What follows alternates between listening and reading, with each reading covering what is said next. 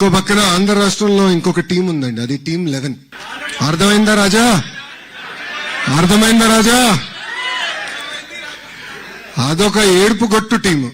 వాళ్ళకి ఏడుస్తోంది తప్ప ఇంకేది తెలియదు. పెట్టుబడులు మేము తీసుకొస్తామంటే ఏడుస్తారు. సింగపూర్ కి వెళ్లి పెద్ద ఎత్తున మేము అక్కడున్న మంత్రుల్ని పారిశ్రామికవేత్తలు కలిస్తే ఆంధ్ర రాష్ట్రానికి రావద్దని ఆ ఏడుపు కొట్టు టీము ఈమెయిల్ పెట్టే పరిస్థితి. ఇంతేకాదు కొన్ని కంపెనీలు కలిస్తే వాళ్ళు కూడా ఈమెయిల్ పెడుతున్నారు. ముఖ్యమంత్రి చంద్రబాబు నాయుడు గారిని చూసి ఆ కంపెనీలు వస్తే మటు క్రెడిట్ తీసుకోవాలనుకుంటున్నారు. క్రెడిట్ చోరీ అంటారు. ఈ టీం 11 మోహన్ చూసి ఎవరైనా వస్తారా ఆంధ్ర రాష్ట్రానికి? వాళ్ళకి క్రెడిట్ ఇవ్వాలండి. కోడి కత్తికి క్రెడిట్ ఇవ్వాలి. బాబాయిని లేపేసిన క్రెడిట్ ఇవ్వాలి. తల్లిని చెల్లిని మెడబెట్టి బయటికి గెంటేసిన క్రెడిట్ ఈ ఏడుపుగొట్టు టీంకి ఇవ్వాలి మనందరం. అంతేగాని ఒక్క వ్యక్తి బతికేదానికి 700 కోట్ల రూపాయలు ఖర్చు పెట్టి విశాఖపట్నంలో ప్యాలెస్ నిర్మించే క్రెడిట్ ఈ ఏడుపుగొట్టు టీంకి మనందరం ఇవ్వాలి.